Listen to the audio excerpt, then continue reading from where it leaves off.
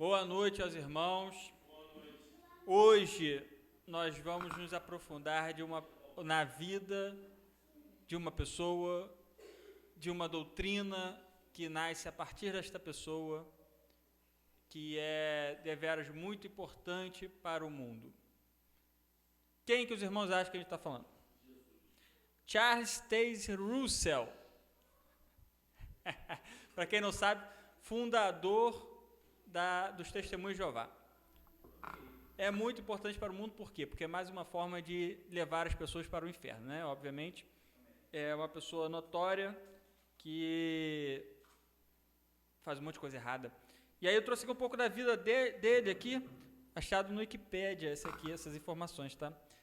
Depois a gente vai para outra parte da pregação, que é sobre as doutrinas faladas. Eu não vou me prender muito na história, não, vou só falar por alto quem é o fundador dessa doutrina. O fundador dessa doutrina, Testemunho de Jeová, pegando um pouco da coisa do pastor Francisco falar dos adventistas, acredito que o pastor Francisco ainda vai falar sobre os Testemunhos de Jeová também, vai aprofundar um pouco mais no que eu não vou falar hoje, provavelmente. Talvez não, mas vamos ver. O fundador é Charles Taze Russell.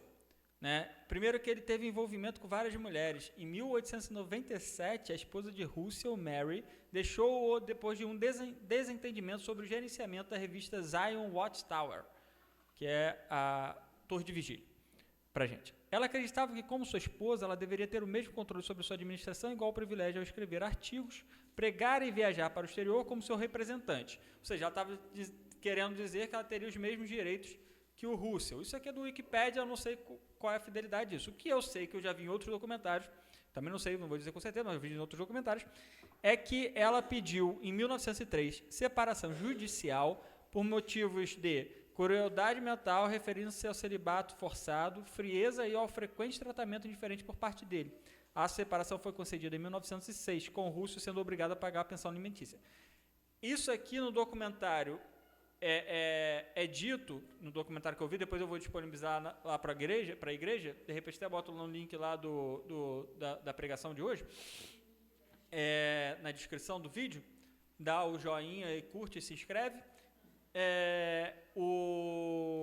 que disse que isso aqui ficou dessa maneira, que isso foi a público dessa forma, mas que a verdadeira razão dela ter separado foi por conta do Russell se envolver com outras mulheres. A ideia era... Aqui ela fala, durante o julgamento, o advogado da senhora Russell alegou que em 1894 o senhor Russell havia se envolvido em intimidade imprópria com Rose Ball, uma mulher de 25 anos. Russell cuidou dela como uma filha adotiva que dizia ser órfã. Presta atenção. Ele tem uma filha, uma pessoa que ele cria na casa dele, que diz que era órfã e que ele diz que é a filha dele. Trata ela mais ou menos como uma filha. No documentário, eles falam um pouco mais do que o Russell falou. Então, ele não fala bem desse jeito. Ele chama ela de pequena esposa. Né? E aí fala um pouco mais. A senhora Russell alegou que o Ball tinha dito a ela que o senhor Russell afirmou ser uma medusa amorosa flutuando. No documentário, volto a dizer, ele fala como se fosse uma água-viva. Enfim, mas medusa e água-viva é a mesma coisa. Para mulheres diferentes, até que alguém respondeu aos seus avanços. O senhor Russell tentou se defender dizendo que nunca usou essa linguagem para se descrever. Parece bastante evidente que ele se envolvia com outras mulheres, fora do casamento dele, a partir do casamento, paralelo ao casamento dele. Ele dizia que era como uma água viva, que onde tocava, se a pessoa aceitasse ele, se tornava parte dele. Então, era mais ou menos assim o conceito. Ou seja, ele estava querendo dizer que ele ia tocando nas mulheres, e quem aceitasse ficar com ele ficaria. Basicamente, aí se tornaria uma pequena esposa. Não é a esposa, mas é a pequena esposa, nesse caso, né? O Washington Post e o Mission Friends of Chicago reproduziram a história da Medusa ao mesmo tempo que acusavam Russell de conduta imoral. Posteriormente, Russell processou os jornais por difamação. O júri decidiu a seu favor, concedendo-lhe uma indenização considerável, um acordo em que os dois artigos publicariam seus sermões semanais, bem como uma retratação devendo sua imagem. Bom, além de fornicação, de adultério nesse caso, porque ele era casado, de adultério com várias mulheres, ou seja, já estou mostrando para os irmãos que ele não era uma pessoa boa, ele não seria um profeta usado por Deus para trazer alguma palavra nova, principalmente depois de Jesus Cristo, principalmente pela conduta dele, né? Em 22 de março de 1911, o Brooklyn Daily Eagle relatou que Russell foi acusado de obter lucro de uma variedade de trigo chamada trigo milagroso, de KB Stone, de Fincastle, Virgínia, que alegou ter descoberto essa cepa. Russell vendeu o trigo por $60 por bushel, muito acima do custo médio do trigo na época. Ao longo de 1912 e 1913, o Eagle continuou a relatar a suposta fraude de Russell. Russell tentou processar Eagle por calúnia, mas perdeu. Um especialista do governo investigou o trigo milagroso e disse que o mesmo estava abaixo nos testes do governo. Antes de entrar na corte, Eagle declarou que o julgamento mostrará que o culto religioso do pastor Russell nada mais é do que um esquema de fazer dinheiro. Russell defendeu-se publicamente por escrito, alegando que o trigo foi supostamente doado para a Sociedade Torre de Vigia. Ele disse que, embora vendido por $1 por libra, Stone supostamente vendeu por 1,25 por libra. Russell alegou não ter nenhuma ligação financeira com o trigo e disse que ninguém solicitou o reembolso, embora o tivesse, e oferecido até um ano depois para qualquer um que estivesse insatisfeito com a compra.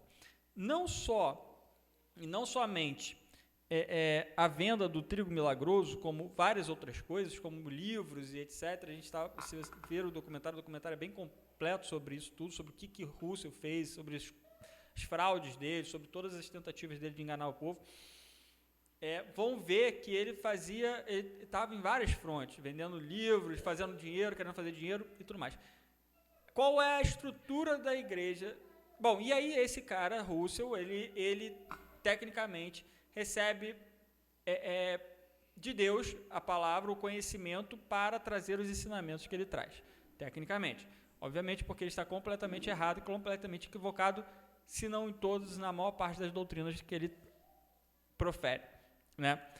Vamos olhar nas doutrinas já. Ainda assim, falando sobre o Russell, percebemos que ele não tem como, pelas características dele, ser um homem de Deus, correto? A Bíblia diz lá em 1 Timóteo, capítulo 3, que o pastor deve ser marido de uma mulher.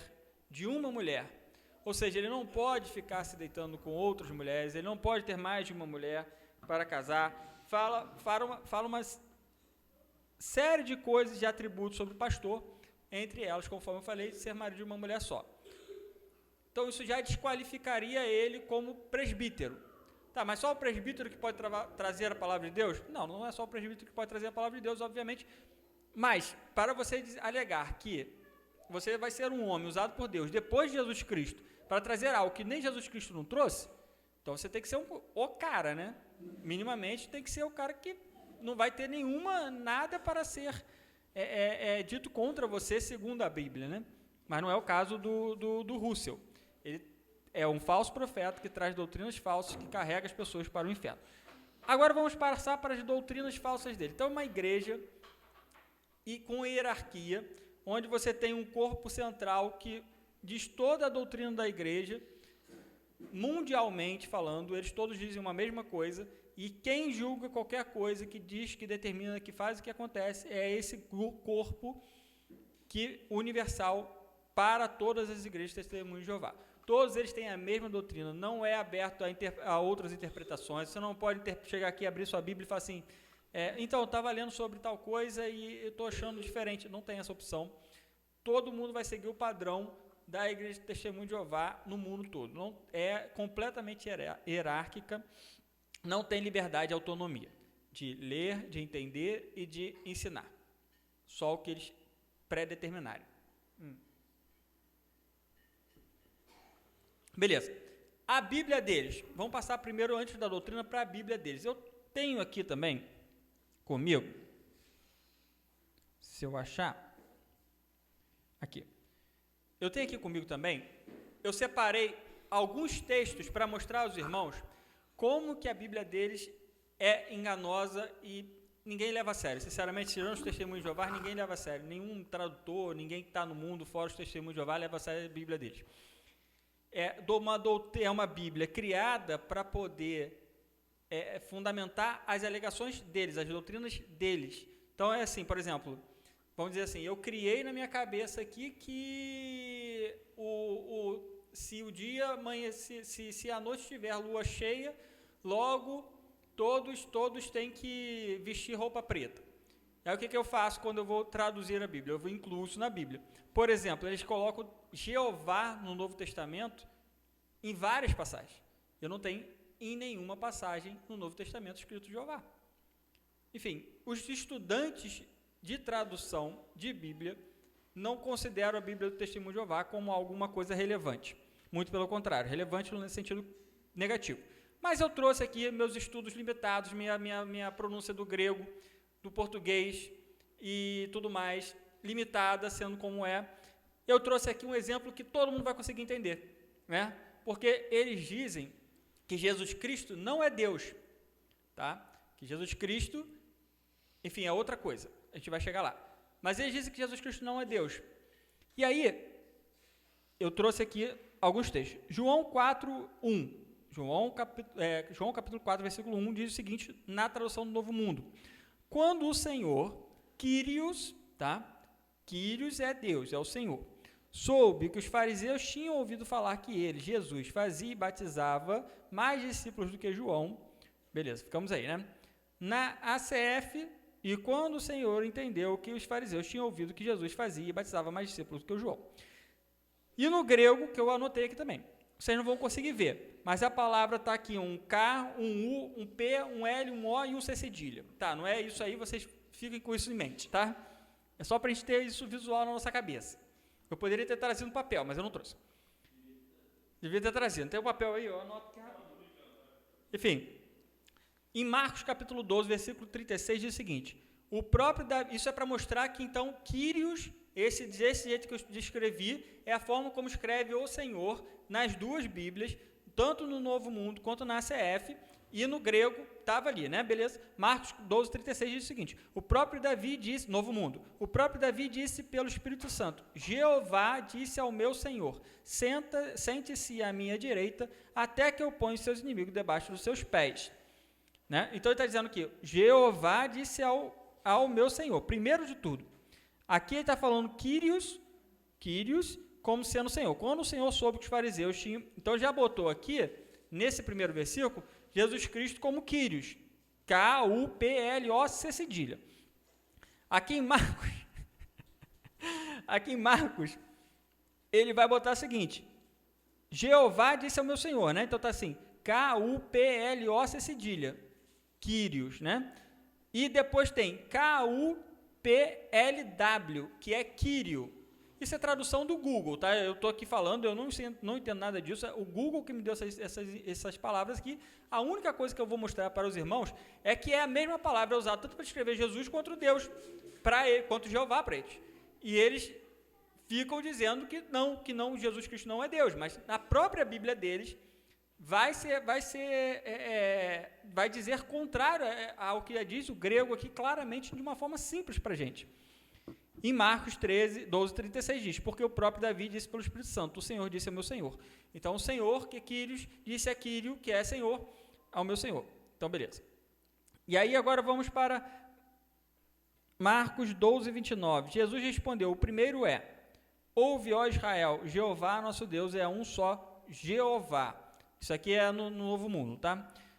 Na ACF, Jesus respondeu-lhe, o primeiro de todos os mandamentos é ouve Israel, o Senhor nosso Deus é o único Senhor. E aí você tem Kyrios e Kyrios. Então, de novo, vamos lá, K-U-P-L-O-C cedilha. Ou seja, a mesma coisa que foi usada para descrever Jesus Cristo lá no texto inicial que a gente leu, é falado sobre Jeová também nesses outros textos. Ou seja, a mesma palavra está sendo usada. Em João 13, 13, me chamam de instrutor e senhor, e estão certos, pois eu sou mesmo. Em grego não vou ler, porque eu não sei ler grego. Na CF, vós me chamais mestres e senhor, e dizeis bem, porque eu o sou. E aí, em grego, está escrito, de novo, Kyrios, K-U-P-L-O-C cedilha. Ou seja, Jesus Cristo está dizendo aí que ele é o quê? Jeová, segundo o Novo Mundo, o Senhor, segundo a tradução original e verdadeira, né? Ou seja, ele está dizendo que ele é Deus, claro e evidente em qualquer Bíblia que você tiver, a não ser no Novo Mundo, que tenta transtornar quem é Jesus Cristo. E com isso a gente entra na parte das doutrinas. Então eu mostrei que a Bíblia do Novo Mundo, eu que não tenho conhecimento nenhum, fui no Google ali, tradutor normal, e no aplicativo da Bíblia, que eu uso no celular, tem lá nas linguagens diversas. Então tem em inglês, tem em português, tem na CF, tem na NVI, tem em grego, tem em hebraico, tem várias coisas. Então eu usei essas ferramentas para poder chegar nessa conclusão. E qualquer um conseguiria, né? Porque é uma coisa simples. Só pegar lá o grego, pega o ACF, pega o Novo Mundo, que está inclusive aqui na jw.org, a tradução deles lá, aberta para todos poderem ver. E é de onde também eu subtraí essas informações que eu vou falar a seguinte das doutrinas deles.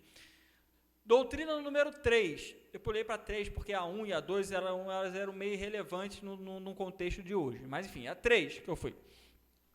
Jesus, isso aqui foi tirado do próprio site deles, tá?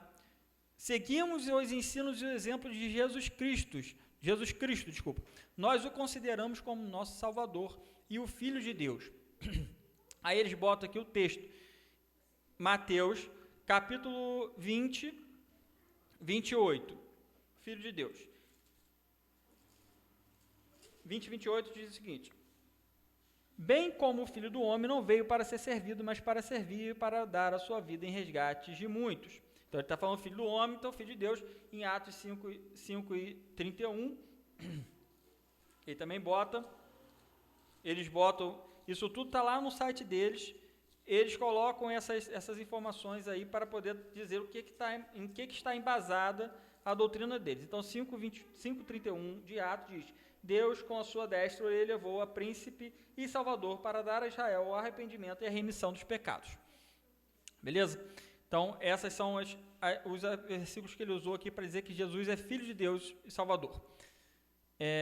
Jesus Cristo é Filho de Deus e ele é Salvador. Nisso não tem erro nenhum. Por isso somos cristãos. Atos 11, 26, que diz o seguinte: e sucedeu que todo um ano se reuniram naquela igreja e ensinaram muita gente em Antioquia. E Antioquia foram os discípulos pela primeira vez chamados cristãos. Então estão dizendo que eles são chamados cristãos porque eles seguem as doutrinas de Cristo. Eles estão dizendo que Jesus Cristo é Filho de Deus e Senhor e Salvador. Tudo certo até aí, beleza? Mas aprendemos na Bíblia que Cristo não é o Deus Todo-Poderoso. Isso aqui eles dizendo. Ou seja, a Bíblia não apoia a doutrina da Trindade. João 14, 28. Vou ler para os irmãos. João 14, 28, então, diz o seguinte: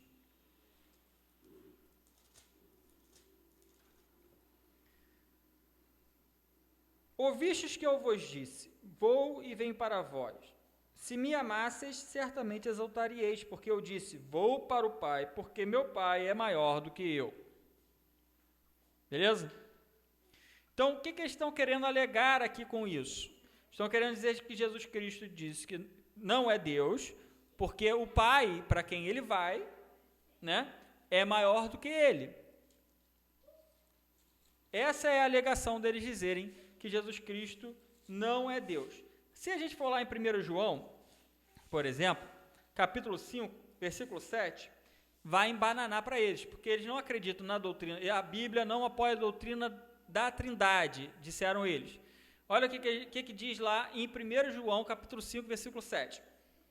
Porque 3 são os que testificam no céu: o Pai, a Palavra e o Espírito Santo. E estes 3 são um. 3 são um. Qual é o nome disso? Trindade. Esses 3 são um, é o que a Bíblia diz. Para você dizer que não existe apoio bíblico para a Trindade, a doutrina da Trindade, você tem que ser um falso profeta, como Russell, como o homem que tinha e atentava a várias mulheres, contrariamente ao mandamento de Jesus Cristo, né? Porque se aquele que em sua mente já desejou a outra mulher, a mulher, na sua própria mente, já está adulterando, né? Ou seja, esse homem que era adúltero, que vendia coisas na igreja para poder ter lucro, quando Jesus Cristo claramente falou que na casa de meu pai não se faça casa de venda,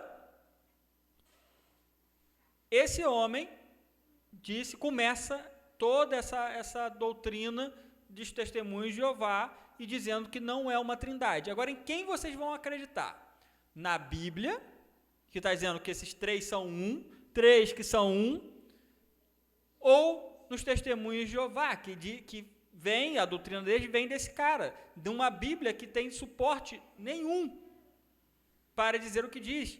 De onde vocês vão tirar a doutrina de vocês? Né? Onde vai estar baseada a doutrina de vocês? Então, eu prefiro a Bíblia, nesse caso, nesse contexto. Quando eles dizem quando Jesus Cristo está dizendo aqui, João 14, 28, vou para o Pai porque meu Pai é maior do que eu, não quer dizer que eles não são um, senão seria contrário ao que a própria Bíblia está dizendo, senão estaria completamente errado. Senão a Bíblia estaria se contradizendo, mas não é o que Jesus Cristo está dizendo, que ele não é um com o Pai.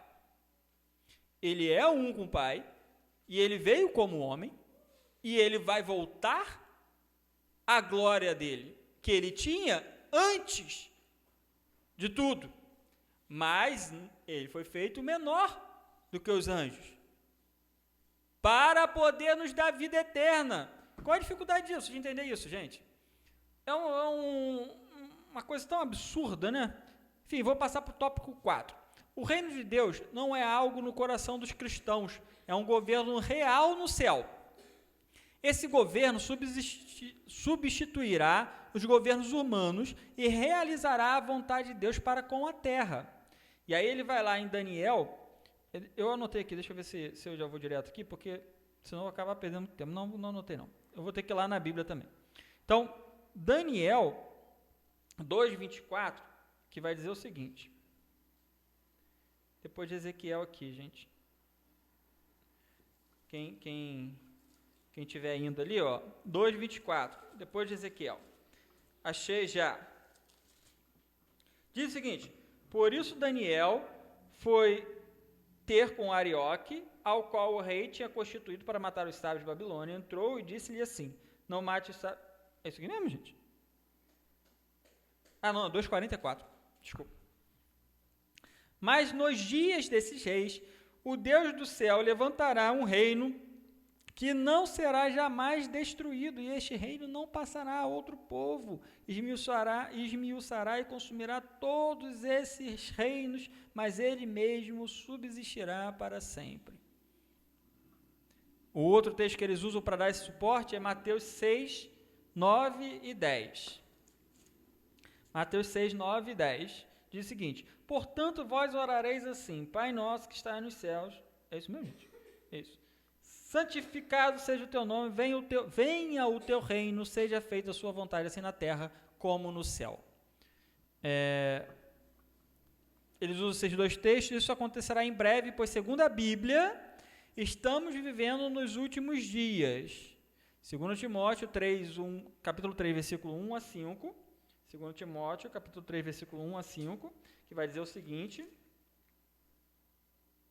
sabe, porém, isto que nos últimos dias sobrevirão tempos trabalhosos, porque haverá homens amantes de si mesmos, avarentos, presunçosos, soberbos, blasfemos, desobedientes a pais e mães, ingratos, profanos, sem afeto natural, irreconciliáveis, caluniadores, intemperantes, cruéis, sem amor para com os bons, traidores, obstinados, orgulhosos, mais amigos de deleitos do que amigos de Deus, tendo a aparência de piedade, mas negando a eficácia dela, destes afasta-te.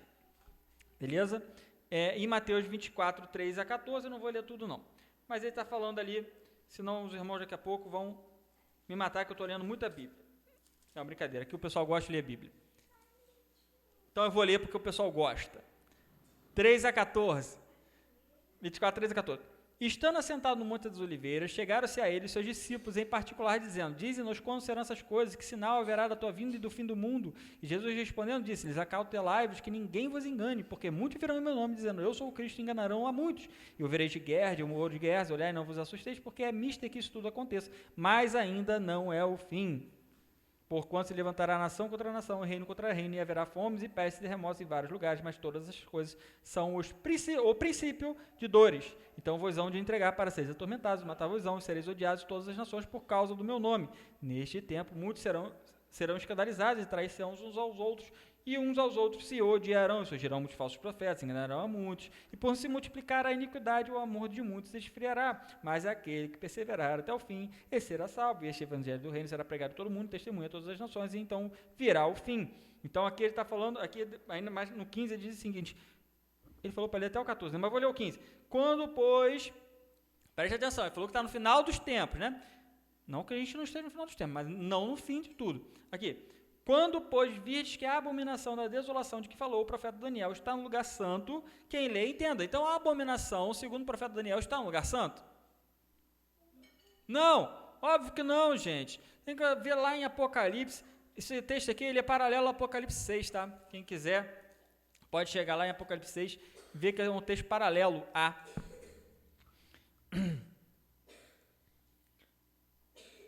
E a gente não vai ver aqui nenhuma abominação de Daniel sendo falada. Aqui está acabando os selos que seriam abertos. Os reis das terras, os grandes, os ricos, os tribunos, os poderosos, os servos, tudo livre, se esconderam nas cavernas, das rochas, das montanhas. Não é o que acontece ali em Mateus 24? Exatamente os mesmos acontecimentos. Ou seja, não é o fim, porque esse aqui é o início, começo das dores. Depois vão vir, aí sim, os selos, as trombetas e o fim. Mas nós não estamos nesse tempo, claramente. Mas os testemunhos de Jeová, nesse site, ainda disse, depois disso tudo que eu li, diz o seguinte: Jesus é o rei do reino de Deus. Agora, ele é o rei do reino de Deus. Como é que pode ter dois reis se Deus disse que ele reinaria sozinho, né? Então, eles escreveram, Jesus é o rei do reino de Deus. Se ele é o rei do reino de Deus, quem é Deus, né? Nessa história toda? Que disse que é rei. Né? Fica meio complicado as coisas, né? Para eles continuarem argumentando o que eles argumentam. Ele começou a reinar no céu, sabem quando que ele começou a reinar no céu, gente? Jesus Cristo?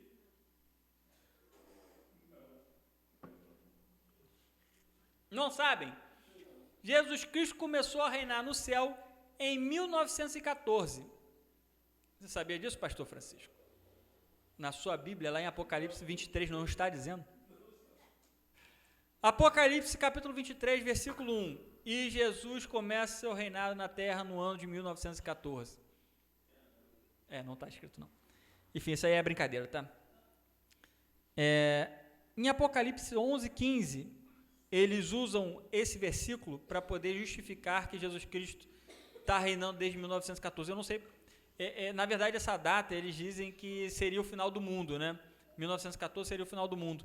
E aí, como não foi, eles disseram que já foi, mas que foi só lá no céu. Isso aqui não viu, não. Entendeu? Essa é a alegação deles. E aí eles já vão para Apocalipse 11, 15, que é o final de tudo mesmo, né? Para poder argumentar. Você vê como que é uma coisa... Não tem estrutura bíblica nenhuma, não tem suporte bíblico nenhum para nada do que eles falam. Tá? Você só vai junto da pegada deles, assim, do sentimento que eles trazem, uma coisa, enfim. Porque se você só olhar, ler qualquer coisa da Bíblia, você vai ver que não faz sentido nenhum nada do que eles estão falando. O Apocalipse 11, 15 diz o seguinte: E o sétimo anjo tocou a sua trombeta e houve no céu grandes vozes que diziam: Os reis do mundo vieram a ser de nosso Senhor e do seu Cristo, e ele reinará para todo sempre. Olha só, vou abrir ali Apocalipse 11, 15. Oi? Pode falar? Fala, pastor Francisco, pega aí o microfone aí. Eu estava falando comigo mesmo. Eu não entendi a associação de uma coisa com a outra. Porque o reino agora é do Senhor. Essa é a associação. É por isso que não faz sentido algum o que eles estão dizendo. Porque não faz. De fato, se você olhar a Bíblia, se você ler a sua Bíblia, você não consegue chegar nesses pontos que eles estão usando. Mas aí eles vão te dar a explicação mais profunda se você for lá na igreja deles, né? Porque isso aí é só um texto que você... O texto base não fala nada com nada, você vai ter uma explicação o quê? Vai ser enrolação, gente. Será que você consegue entender isso? Se eu tenho um texto que diz diretamente isso, por que eu não usaria esse texto? Salvação é por crer no Senhor Jesus Cristo e não pelas obras. Porque Deus amou o mundo de tal maneira que deu o seu Filho unigênito para que todo aquele que nele crê não pereça, mas tenha a vida eterna. Todo aquele que nele crê não pereça, mas tenha a vida eterna. Não é óbvio, não é objetivo. Se você parar e ler, não vai chegar à conclusão óbvia da coisa. Todo aquele que nele crê. Peraí, crer é acreditar, é ter fé, né? Beleza, tá. Não pereça. Não perecer, vou procurar no Google, o significado é não morrer. Não morra, então. Não morra, mas tenha vida eterna. Vida eterna. O que seria vida eterna? Vida eterna é uma vida que nunca vai acabar, né? Que não tem fim, né? Se eu receber vida eterna, se eu tenho vida eterna, eu tenho uma vida que nunca vai acabar. Se eu tenho uma vida que nunca vai acabar, como que ela pode acabar? Não pode acabar. Né? Então, vida eterna nunca vai acabar. Então, uma vez que eu criei, uma vez que eu tive fé, eu não vou mais morrer, eu tenho vida eterna. Não é o óbvio da história? Um versículo já pronto, claro e evidente do que Deus está querendo dizer. Capítulo 11 de Apocalipse, versículo 15, que está dizendo que do sétimo anjo que tocou a última trombeta, que é a do sétimo anjo, e aí os reinos vêm a ser o Senhor. Isso aqui está falando já do final do tempo, paralelo ali a Apocalipse capítulo 20, tá? Quem quiser já ver, são os 1000 anos de Cristo que vai vir, que Jesus Cristo vai vir à Terra, vai reinar na Terra e tudo mais, e depois vem o final de tudo. Né? Então, depois disso tudo, vai vir o final de tudo, a morte e o inferno vão ser jogados no lago que arde com fogo e enxofre, e vai ficar lá para toda a eternidade. Assim como todos que pecaram também vão estar lá, todos que não creram no Senhor Jesus Cristo, todos que pecaram não, né? Porque senão nós estaríamos lá também, todos que não creram no Senhor Jesus Cristo como Senhor e Salvador das suas vidas, todos aqueles que foram testemunhos de Jeová vão estar lá, entendeu? Todo mundo lá alegre e contente, porque eles também não acreditam no inferno, mas a gente vai ver isso aqui daqui a pouco. Enfim,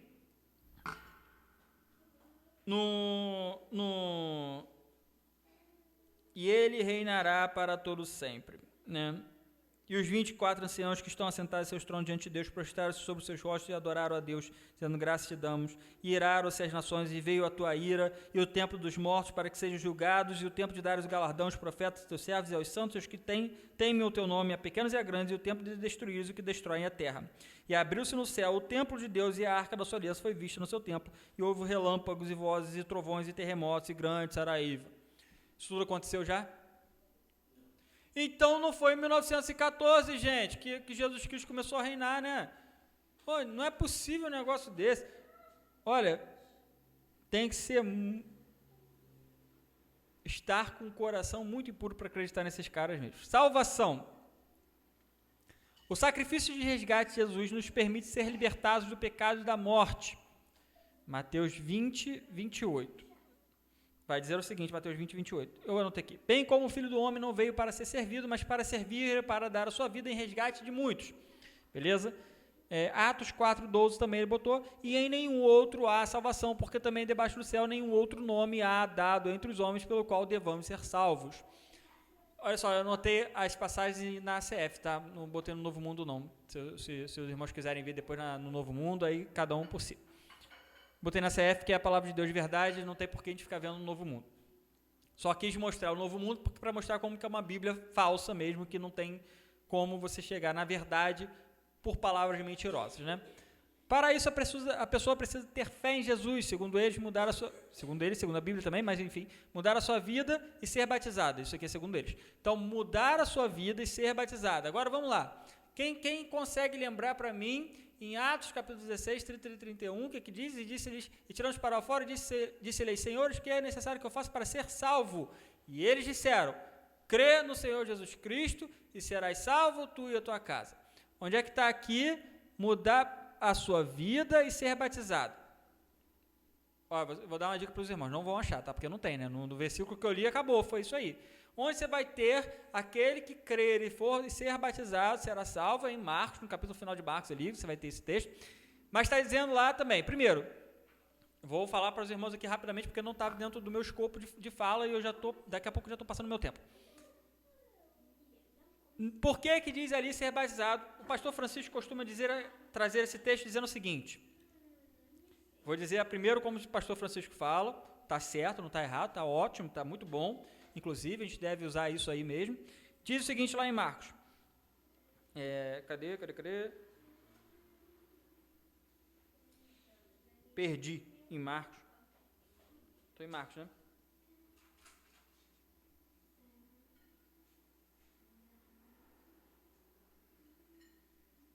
Bom, eu perdi o texto, gente.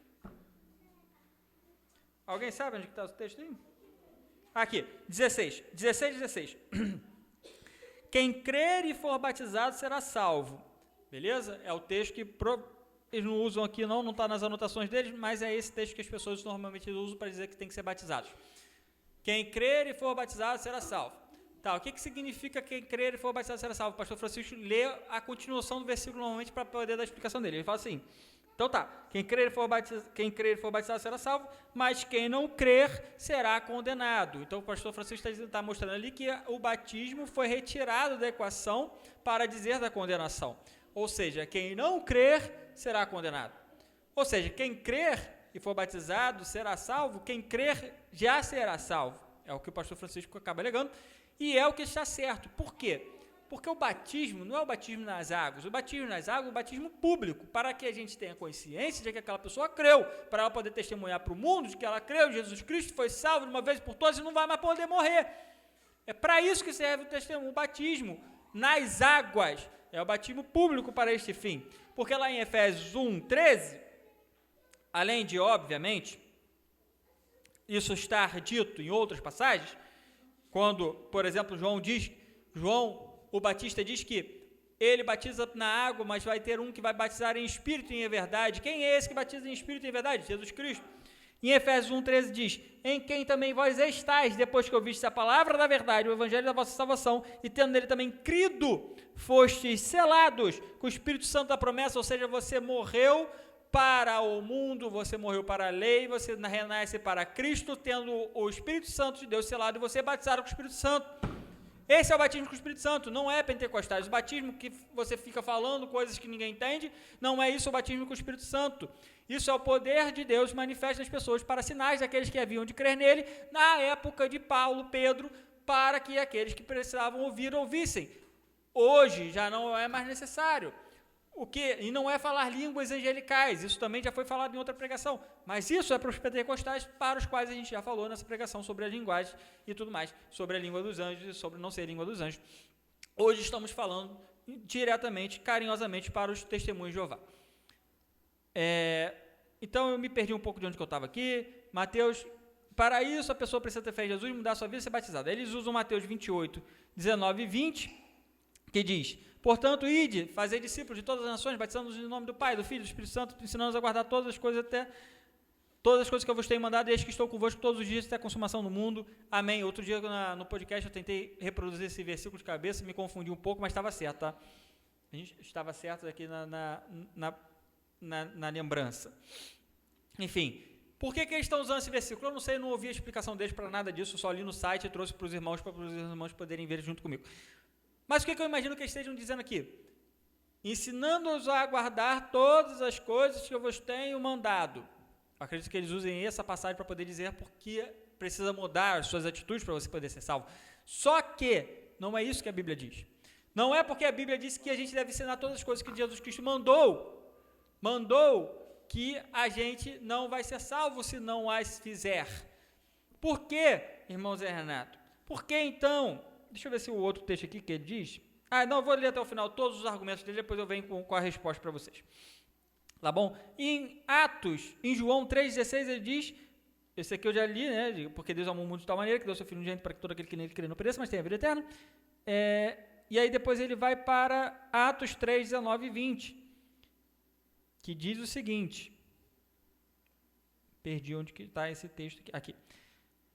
Arrependei-vos, pois, e convertei-vos, para que sejam apagados os vossos pecados, e para que venham assim os tempos do refrigério pela presença do Senhor, e envie ele a Jesus Cristo, que já dantes vos foi pregado. Então, esses são os argumentos dele. Depois, o último argumento que ele vai usar, tem mais um.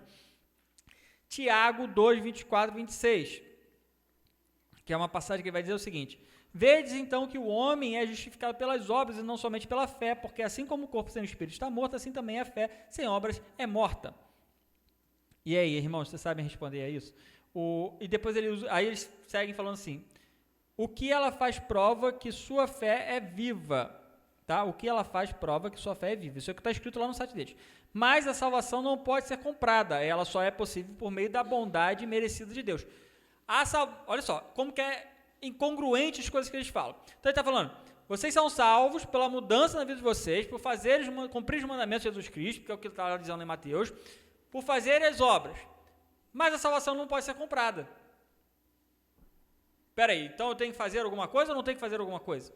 Que quando ele está dizendo que ela não pode ser comprada, quer dizer então que eu não tenho que fazer nada, conforme a palavra diz.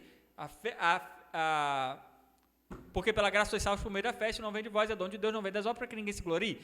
Então, não vem das obras, não vem de nada que eu faça. Então, se é por graça, já não é pela lei. Se é pela lei, já não é pela graça. Porque uma coisa não pode ser condizente com a outra, que o Paulo explica para a gente. Então, se é pela graça, não é pelas obras. Então, eles mesmos se contradizem nos argumentos deles. Agora, o que acontece nessas igrejas, gente? As pessoas não conseguem ler e perceber e pensar, enfim, bondade merecida de Deus. Eu não vou ler em Gálatas 2, 16, 21, não, porque é exatamente isso que eu falei, na verdade. Eu vou ler assim porque é o que eu falei. Sabendo que o homem não é justificado pelas obras da lei, mas pela fé em Jesus Cristo. Isso aqui é Paulo dizendo: temos também crido em Cristo Jesus, para sermos justificados pela fé em Cristo, não pelas obras da lei, porquanto pelas obras da lei nenhuma carne será justificada. Não aniquilou a graça de Deus, porque se a justiça provém da lei, segue-se que Cristo morreu em vão. Então, como é que ele pode dizer que eu tenho que cumprir os mandamentos para poder ser salvo, se aqui está dizendo exatamente o contrário disso? Olha lá o que ele diz: não aniquila a graça de Deus, porque se a justiça provém da lei, segue-se que Cristo morreu em vão. Então a justiça não vem da lei, vem de onde então? Pela morte de Cristo. Salvação é pela graça por meio da fé. É simples desse jeito. Então Então ele está usando esses textos para poder arguir, dizendo que você precisa mudar as suas práticas, mudar a sua vida, ser batizado para ser salvo. Mas essas coisas são obras. São obras. Então eu acho que eu fui até aí. Tiago, conforme ele usou aqui em Tiago, capítulo 2, versículo 24 e 26. O que Tiago está querendo dizer aqui, gente? Ele diz: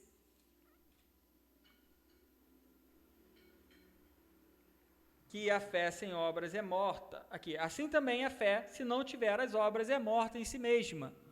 Tiago está dizendo claro e evidente para todos que querem ler com coração simples e com simplicidade de Deus, com humildade, que se você não fizer as obras, o outro não vai chegar a ser salvo. A fé sem obras é morta, ela não é inexistente. Ela não deixou de existir porque é morta. Você salvará outras pessoas se suas obras estiverem acontecendo. Se eu evangelizar, por exemplo, outras pessoas vão ouvir, a fé vem pelo ouvir e ouvir pela palavra de Deus, isso vai gerar vida. Afora que o texto aqui também diz o seguinte: mas dirá alguém, tu tens a fé e eu tenho as obras, mostra-me a tua fé sem as tuas obras, eu te mostrarei a minha fé pelas minhas obras. Então, alguém vai dizer isso, mas não é Deus que disse isso, alguém vai dizer isso. Então, alguém está questionando isso. E o que Tiago está dizendo aqui? Essas pessoas, elas acreditam se vêm, elas acreditam se você faz as obras. E, de fato, você precisa ajudar o seu irmão que está lá caído, ou então uma pessoa que não conhece a Deus, você deve levar a palavra de Deus a ela. Porque se você não fizer isso, ninguém mais vai ser salvo. Você não frutificou. A sua fé não frutificou, a sua fé ficou morta. Você tem fé, mas ela está morta. No sentido de que você não está gerando frutos para o reino de Deus. É isso que está falando aqui no texto de Tiago, resumidamente. Então, entendemos juntos que a salvação é pela graça por meio da fé. Quanto tempo que eu já passei, por favor? O que é isso, gente? 80 minutos? 44 minutos. Entendi. Então eu vou resumir aqui. Eu tinha mais um monte de coisa para falar. Céu, morte, Jesus Cristo é Miguel, não é Miguel, fica aí a dúvida, vocês vão ficar com essa dúvida aí, vou carregar para casa. Um spoiler, não é Miguel, Jesus Cristo não é Miguel. Céu, Jeová Deus, Jesus Cristo e os anjos fiéis moram no mundo espiritual para reinar com Jesus no seu reino. Um pequeno número de pessoas, 144 mil, serão ressuscitados para a vida no céu. Daniel 7, 27, 2 Timóteo 2, 12, Apocalipse 5, 9, 10, 14, 1 e 3. Então ele diz, Salmo 103, 19, vou acelerar porque o meu tempo está corrido aqui, 44 minutos. O Senhor tem estabelecido o seu trono nos céus e o seu reino domina sobre tudo. Salmo 103, 20. Bendizei ao Senhor todos os seus anjos, vós que excedeis em força, que guardais os seus mandamentos, obedecendo a voz da sua palavra. Bendizei ao Senhor todos os seus exércitos, vós, ministros seus, que executais a sua vontade. Atos 7, 55. Mas ele, estando cheio do Espírito Santo, fixando os olhos no céu, viu a glória de Deus e Jesus que estava à direita de Deus. Daniel 7, 27. O reino e o domínio e a majestade dos reinos debaixo de todo o céu serão dados ao povo dos santos do Altíssimo. O seu reino será um reino eterno e todos os domínios servirão e lhe obedecerão. Então, presta atenção. Primeiro está falando que o reino dos céus está no céu, correto? O reino dos céus está no céu, Salmos. O reino dos céus está no céu, Atos. E aí depois ele está dizendo que o reino dos céus, que o reino de Deus vai dominar sobre tudo, que está na terra. Então, Daniel 7, 2 Timóteo 2, 12. Se sofrermos também com ele, reinaremos. Se o negarmos também, ele nos negará. Vamos reinar com Deus. Apocalipse 5, 9. E cantava um novo cântico, dizendo, digno és de tomar o livro e de abrir os seus selos, porque foste morto e com teu sangue nos compraste para Deus de toda tribo, língua, e povo e nação. E para o nosso Deus nos fizeste reis e sacerdotes e reinaremos sobre a terra. Reinaremos de onde? Sobre a terra. Beleza? Ótimo. Estou acelerando. E olhei, e eis que estava o cordeiro sobre o monte Sião, e com ele 144 mil, que em suas testes tinham escrito o nome de seu pai. E ouvi uma voz do céu, como a voz de muitas águas, e como a voz de um grande trovão, e ouvi uma voz de arpista, que tocavam com as suas harpas, e cantavam como um cântico novo, diante do trono, e diante dos 4 animais, e dos anciãos, e ninguém podia aprender aquele cântico, senão os 144 mil, que foram comprados da terra. Então, resumi tudo que eles falaram aqui, sobre essas passagens. Li as passagens, na verdade, né? Não resumi nada, li as passagens. Estão dizendo então que, agora vem o resumo, o reino dos céus está no céu, em algum momento nós vamos reinar com Deus, reinaremos na terra, beleza? E que existem 144 mil que vão estar com Deus já nos céus e que Deus vai trazer com ele. Bom, trazer não, porque segundo eles, Deus não vai reinar na terra e vai reinar nos céus e nós vamos reinar na terra. Então ele faz essa separação. Pastor Francisco, não precisa botar fogo nas calças, se acalma. Já vou terminar. O pastor Francisco está botando fogo aqui, está brincando com fogo. Não, tem que expor isso para todos. Apocalipse 7, 3, até o 9, até o 10, vai dizer quem são esses 144 mil. Né? Eu não sei se eu vou falar disso não, porque, enfim, eles estão falando de 144 mil, eu não sei que argumento que eles usam aqui em cima para poder dizer sobre isso. 144 mil. Um pequeno número de pessoas serão ressuscitados para a vida no céu. Eu botei esses textos aqui para dizer que o Russell, por exemplo, não seria um dos 144 mil. Porque entre esses 144 mil, eles são das tribos de Israel. Havia 12 mil selados da tribo de Ruben, 12 mil selados da tribo de Gade, 12 mil selados da tribo de Áser, 12 mil selados, né? Eles têm nas suas testas já o selo, beleza. Depois no 9 diz... Sendo que ele está dizendo isso para dizer que esses são os únicos que estão reinando com Deus nos céus, que são os 144 mil. Mas olha que interessante, vamos ler até o finalzinho, só o finalzinho dos 12 mil selados. Da tribo de Benjamim, 12 mil selados, versículo 8. No versículo 9 diz o seguinte, depois dessas coisas, eu olhei e eis aqui uma grande multidão, a qual ninguém podia contar, de todas as nações, tribos e povos e línguas que estavam diante do trono, e perante o cordeiro, trajando vestes brancas e com palmas nas suas mãos. E clamavam com grande voz, dizendo, salvação ao nosso Deus que está sentado no trono e ao Cordeiro. Só tem 144 mil no céu, gente? Com Deus? Olha só, eu acho que é muito óbvio que a Bíblia já mostrou para a gente que os testemunhas de Jeová são uma fraude de 0 a 100, de todas as doutrinas que eles estão falando, tudo que eles têm com eles é errado. Eles partem com uma parte da verdade, com o resto tudo mentira, e mentiras muito, muito complicadas, tá? Apocalipse 14, 4 diz, esses são os que não estão contaminados com mulheres, porque são virgens. Esse que eu separei só para mostrar que o Russo não vai estar lá também, nesses 44 mil.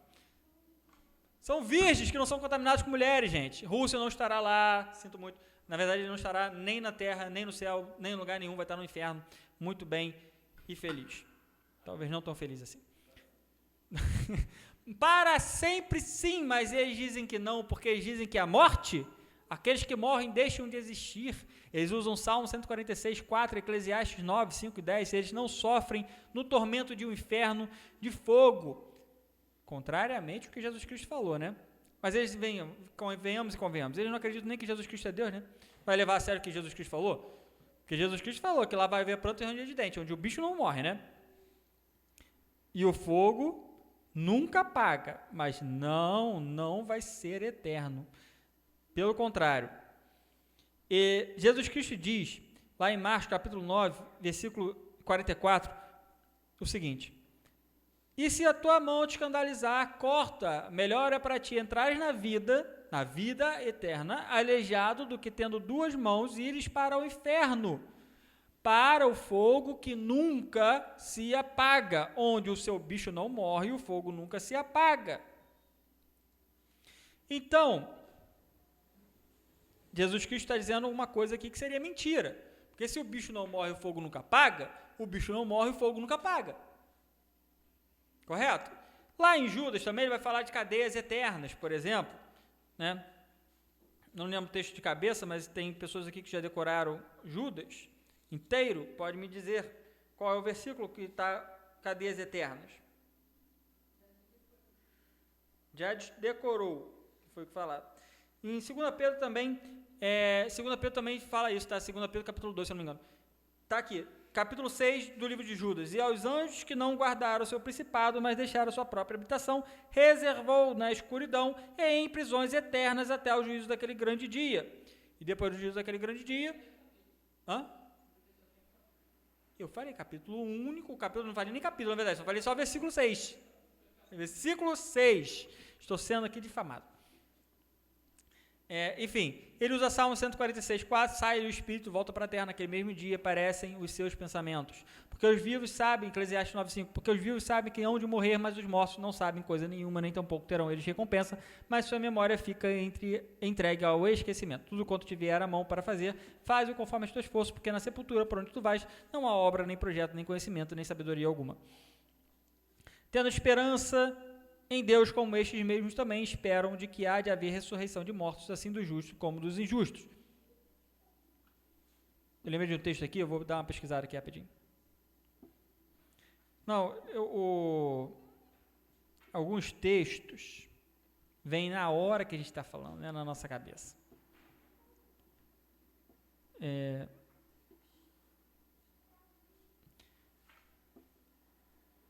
Lucas 13, 28. Ali haverá choro e ranger de dentes, quando virdes Abraão, Isaque, Jacó e todos os profetas no reino de Deus, e vós lançados fora. E virão do oriente, do ocidente, do norte e do sul, e assentar-se-ão à mesa no reino de Deus, e eis que derradeiros há que serão os primeiros, e primeiros há que serão os derradeiros. Então ele está dizendo aqui que os que estão mortos, que estão no inferno, inclusive, vão ver aqueles que estão chegando para se alimentar com Abraão, por exemplo. Ou seja, tem inferno é eterno, a palavra de Deus é muito clara sobre isso, enfim.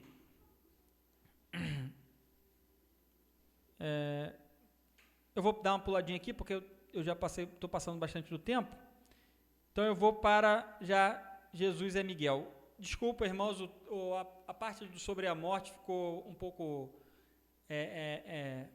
mal conduzida, mas é porque eu estou com pressa. Eles usam esse texto para dizer que Jesus Cristo é Miguel. Desculpa. 1 Tessalonicenses capítulo 4, versículo 16. Porque o mesmo Senhor descerá do céu... Presta atenção, gente. Sério, esse aqui... Enfim. Porque o mesmo Senhor descerá do céu com alarido e com voz de arcanjo e com a trombeta de Deus, e os que morreram em Cristo ressuscitarão primeiro. Então eles estão dizendo, eles dizem, o argumento deles é que Jesus Cristo é esse que está descendo dos céus, com alarido e com voz de arcanjo e com a trombeta de Deus. Eles estão dizendo que Jesus Cristo tem voz de arcanjo ao descer do céu e que ele é Miguel por causa disso, porque Miguel é arcanjo, tá? Esse é o argumento deles. E eles também usam Daniel 10:13, que diz o seguinte: mas o príncipe do reino da Pérsia não foi isso que eles usam, não. Enfim, eles usam um texto também em Daniel mais à frente que eles usam, Daniel 12, alguma coisa do tipo, que diz que que vai vir o príncipe Miguel para poder restituir alguma coisa. Enfim, eu não lembro mais qual é, por ali, Daniel 12, alguma coisa. Eles estão dizendo isso, então, que ele vem com voz de arcanjo porque ele é arcanjo, porque ele é Miguel, tá? E aí eu trouxe 2 textos para poder confrontar isso. Desculpa, 3 textos para poder confrontar isso. Apocalipse 11, além dos que eles usaram até o 19. Então eles usam, na verdade eles usam o 1 Tessalonicenses, né, que diz que com sono de alarido, com o céu com alarido e com voz de arcanjo. E aí Apocalipse 11:15 descreve esse acontecimento. Olha só o que Apocalipse 11:15, que descreve esse acontecimento, está dizendo. Lembra aqui, descerá com alarido, com voz de arcanjo e com a trombeta de Deus. Então, olha lá, Apocalipse 11:15 diz: e o 7º anjo tocou a sua trombeta, isso aqui já é o final de tudo, e houve no céu grandes vozes que diziam: o reino dos mundos vieram a ser de nosso Senhor, o seu Cristo, e ele reinará para todo sempre. E os 24 anciãos que estão assentados em seus tronos diante de Deus, prostraram sobre seus rostos e adoraram a Deus, dizendo: graças te damos, Senhor Deus Todo-Poderoso, que és e que eras e que hás de vir, que tomaste o teu grande poder e reinastes. Iraram-se as nações e veio a tua ira, o tempo dos mortos, para que sejam julgados, o tempo de dar o galadão aos profetas, teus servos e aos santos, que temem o teu nome, a pequenos e a grandes, e o tempo de destruir os que destroem a terra. E abriu-se no céu o templo de Deus, e a arca da sua aliança foi vista no seu templo, e houve relâmpagos e vozes e trovões e terremotos e grandes saraivos. Então, você ouve aqui nessas passagens muitas vozes sendo faladas, né? Muitas coisas acontecendo. Anciões, os anjos estão falando, as trombetas estão tocando, a 7ª trombeta toca, tudo começa a fazer barulho no céu, todo mundo começa a dar graças a Deus, glória a Deus, e desce a terra. Essa voz de arcanjo não é de Jesus Cristo, e mesmo que fosse, não mudaria nada. Não quer dizer que ele seja arcanjo porque está com voz de arcanjo, assim como quando Paulo fala, ainda que eu falasse a língua dos homens e dos anjos. Aliás, o pastor Francisco me falou que eles usam esse argumento também para poder dizer que, tá vendo só, ele fala também que não fala a língua dos homens. Não, ele fala, ainda que eu falasse a língua dos homens, ou seja, a língua de todos os homens e dos anjos, nada disso me serviria. Ou seja, ele está dizendo que se ele falasse a língua de todo mundo, se ele falasse com todo mundo entendesse tudo que ele está dizendo, nada adiantaria se não tivesse amor. Ou seja, não é sobre isso. Aqui também, mais uma vez, está dizendo, Paulo dizendo, já em 1 Tessalonicenses, como vai ser no final dos tempos. A trombeta de Deus tocando, a voz de arcanjo, só para lembrar um pouquinho também, quem toca a 7ª trombeta é um anjo. Lá em Apocalipse 11, vamos lá, o 7º anjo tocou a sua trombeta, e ele anuncia, ele faz os anúncios, tá? Então tem um monte de coisa acontecendo, tem um anjo sim fazendo ali o papel dele. Não quer dizer que seja Jesus Cristo que esteja falando, não quer dizer que seja Jesus Cristo que esteja anunciando a vinda dele, que não é o anjo que está tocando a trombeta. Então preste atenção, leia os textos, leia lá em Apocalipse que você vai ver, leia paralelo do que está acontecendo no final dos tempos. Só que agora você não pode pegar um texto isolado e dizer que porque está vendo só, ele vai descer com voz de arcanjo. Não é isso, a voz de arcanjo vai existir, ele vai estar tocando a trombeta, ele vai estar falando lá, não vai ser Jesus Cristo que vai tocar a trombeta, vai ser o anjo, né? E vão ter muitas outras vozes acontecendo, vão ter muitas pessoas falando, glória a Deus e tudo mais. Enfim, em Daniel 10:13, vai dizer o seguinte: então, Jesus Cristo não seria filho de Deus, não seria o próprio Deus, já combatemos isso lá no começo. Mas ele seria o Miguel. Olha lá o que diz em Daniel 10:13. Mas o príncipe do reino da Pérsia me resistiu 21 dias, e eis que Miguel, um dos primeiros príncipes, Miguel é um dos primeiros. Se eles alegam que Jesus Cristo foi a primeira criação, Miguel não pode ser um dos primeiros. Se ele é Miguel, ele não pode ser um dos primeiros, ele tem que ser o primeiro. Não pode ser um dos primeiros, ele não pode ter sido criado tudo junto. Por quê? Porque eu vou dar uma revelação para vocês. Os anjos, os arcanjos foram criados juntos. Miguel foi criado junto com Gabriel, junto com Satanás, junto com Lúcifer. Mas Jesus Cristo foi criado primeiro. Jesus Cristo, Deus Filho, quanto homem, quanto projeto de Deus de salvação para a vida eterna, daqueles que viriam a crer. Deus existiu sempre, desde sempre. Outra coisa, outro argumento aqui para os irmãos, que eu quero que os irmãos pensem junto comigo, por favor. Primeiro eu vou ler em Hebreus 12, 16 também, porque eu anotei e não quero sair daqui sem ter dito. Porque, na verdade, ele não tomou os anjos, mas tomou a descendência de Abraão. Então, não tomou os anjos, mas tomou a descendência de Abraão. Por quê? Porque não tem nada a ver com os anjos. A salvação são para os homens, assim como Jesus Cristo é Deus e não é anjo. Beleza? Agora vem, Jesus Cristo diz lá, por exemplo, em Apocalipse, é porque eles dizem também que eles não são fundamentalistas, porque eles acreditam que tem texto na Bíblia que não é literal, que é figurativo. Nenhum problema com isso, também não significa ser fundamentalista por causa disso, mas beleza, também não vamos discutir sobre isso hoje. Mas ele diz o seguinte: eu sou o alfa e o ômega, o princípio e o fim, o primeiro e o derradeiro. Então, vamos pensar pela lógica deles, tá? Jesus Cristo foi o primeiro, logo ele foi criado, logo ele é um anjo, o primeiro criado, vem lá, Miguel, o primeiro criado, mas ele também está dizendo que é o último. Então, o que ele está querendo dizer? Que a gente não vai reinar para sempre, que não vai ter vida eterna, que vai ter um último, que vai ter um final, alguém vai ficar por último, alguém vai apagar as luzes no final dos contos, Jesus Cristo vai sumir depois? Porque se ele é o primeiro e é o último, e o primeiro é porque ele foi o primeiro criado, então o último ele tem que ser também o último a ser acabado, ele vai morrer também, a gente não vai viver para sempre, nada do que está escrito na Bíblia vai acontecer. Não é verdade nada disso que eles estão falando, obviamente, né? Estou trazendo esse argumento para poder mostrar como que é falha a doutrina e o pensamento. A lógica deles é toda e completamente errada. Né? Acabei de me vir à mente aqui, eu lembrei. O reino dos céus, só para poder deixar isso claro, eu vou finalizar já, irmãos. O reino dos céus está nos céus hoje, vai descer à terra e vai estar aqui conosco. E Deus vai estar aqui conosco na terra, junto com todos que vão estar na terra. E viu um novo céu e uma nova terra, porque já o primeiro céu e a primeira terra passaram e o mar já não existe, capítulo 21 de Apocalipse, versículo 1. E eu, João, vi a santa cidade, a nova Jerusalém, que Deus descia do céu, preparada como uma esposa adornada para o seu marido, ou seja, ele está lá no céu esperando o final dos tempos para poder descer, porque nós não estamos no final dos tempos, testemunhas de Jeová, nós estamos aguardando para a volta de Cristo, onde vai ser o final dos tempos, onde, depois de tudo, o dia do juízo, vai descer a nova Jerusalém dos céus, para estar na terra. É assim que acontece, é assim que está escrito. E ouvi uma grande voz do céu que dizia: eis aqui o tabernáculo de Deus está com os homens, pois com eles habitará, e eles serão o seu povo, e o mesmo Deus estará com eles e será o seu Deus.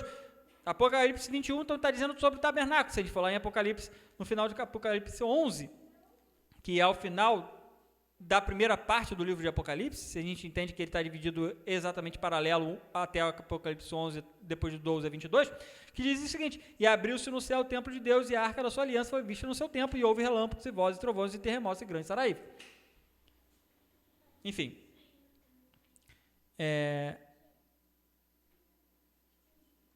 No versículo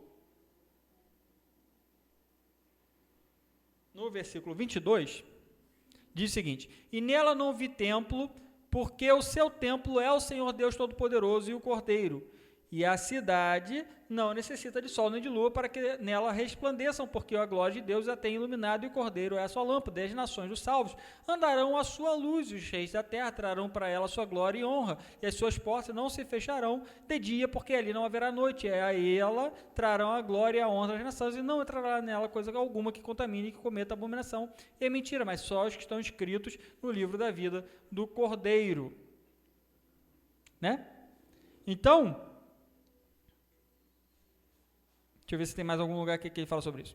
Mas tá bom, já também, né, já mostrei para os irmãos que Deus vai habitar conosco na nova terra, vai existir novos céus e nova terra, e Ele vai estar aqui conosco. Não tem essa divisão, não vão estar 144 mil lá nos céus com Deus e a gente aqui embaixo na terra.